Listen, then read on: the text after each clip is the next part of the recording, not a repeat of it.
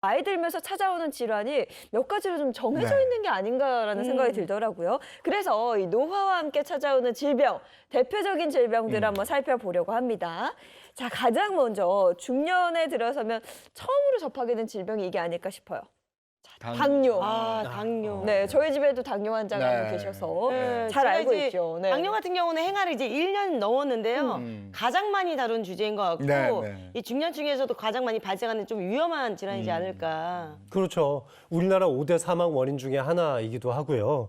또 신체의 각 부분에서 원만하게 쓰여줘야 되는 인슐린 분비가 잘 안 되거나 아니면 인슐린 제대로 나왔어도 전신에 걸쳐 발생하는 인슐린 저항성 때문에 인슐린 제대로 작동하지 못하면 결국 혈액 내에 이 혈당이 남아 돌게 되고 그게 바로 당뇨병이라고 부르는 거죠. 네. 이 국민관심질병 통계에 따르면 2015년부터 2019년까지 당뇨병의 발생률이 무려 28.1%가 증가하기도 했고요. 2018년도 기준에서는 이 30세 이상 성인 중에 약 13.8% 정도가 당뇨병 환자라고 하니까 성인 7명 중 1명이 당뇨 환자다 이렇게 볼 수 있죠. 네, 흔하기도 한데 사실 정말 관리 잘해야 되는 게 당뇨거든요.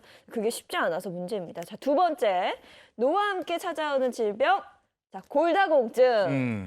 맞습니다. 이 골다공증은 약해진 뼈라고 하는 것을 뜻하게 되는데요. 특히 여성분들이 조심해야 될 질환입니다. 노화라든지 여러 가지 원인으로 뼈 속에 있는 칼슘이 바깥으로 빠져나가면서 뼈 강도가 약해지고요. 뼈에 구멍이 생길 수도 있고 이로 인해서 낙상으로 일상생활 하다가 떨어지시면서 골절과 같은 질환이 생길 수 있는 골격계 질환이라고 할 수 있죠. 특히 이제 통계를 보게 되면요. 2019년도에 2015년도에 골다공증 환자가 72만 명에서요. 82만 명에서 2019년도에는 108만 명으로 연평균 7.1%씩 증가하고 있는 추세라고 볼 수 있습니다. 네. 특히 주목해야 될 점은요. 여성분들이 대다수를 차지하고 있다고 하는 것인데요. 여성분들에서 94%가 골다공증 환자로 알려져 있고 남성에 비해서 16배나 높은 수치라고도 합니다. 그래요.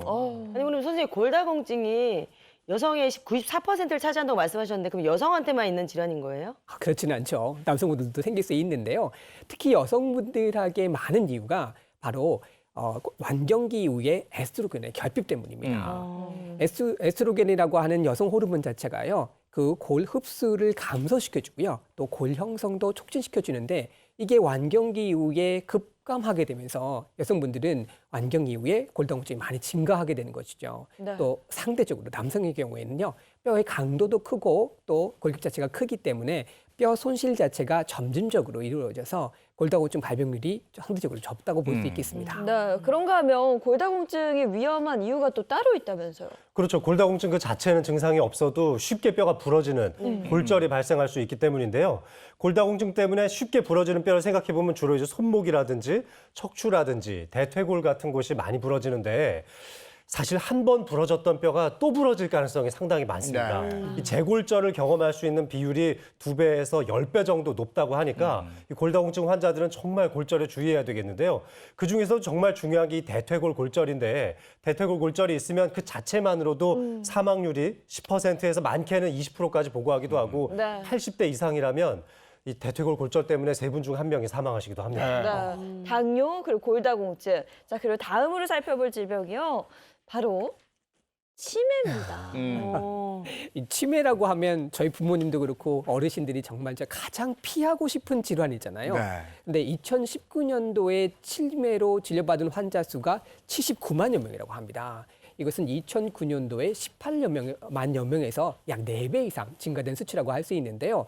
한 가지 좀 주목해야 될 것은요. 치매가 이전에는 노인성 질환으로 여겨졌어요. 그런데 현재는요. 40대, 50대에도 점진적으로 증가하고 있다는 하는 추세 때문인데 이 중앙치매센터 발표에 따르게 되면요. 2018년도에 치매로 진단받은 환자 75만여 명 중에서요. 7만여 명이 65세 이하의 초기 치매 환자였다고 합니다. 환자 10명당 1명의 비율인 것이죠. 뭐 연세가 있는 분들은 한 번쯤 생각해 보실 거예요. 내가 치매가 걸리면 어떡하지? 그리고 치매는 이게 완치가 되지 않는 병이라고 우리가 알고 있기 때문에 더더욱 걱정이죠. 그렇죠. 치매하면 가장 으뜸으로 생각할 수 있는 이 기억력 장애가 먼저 시작이 되고 뿐만 아니라 여러 가지 인지 능력, 예를 들면 집중력이나 판단 능력, 뭐 추리 능력이나 시간, 공간 능력 같은 것들이 전부 다 떨어지면서 일상생활에 장애를 받기 시작하는 순간, 그때부터를 치매라고 하는데 이 결국 나 자신을 잃어가는 것, 그것 때문에도 두렵지만 완치가 잘 안 되니까 끝까지 이 고통을 안고 살아가야 된다는 게 문제고, 사실 저는 정말 두려운 이유가 가족들이 함께 고통을 받기 때문이라고 네. 생각을 합니다. 네.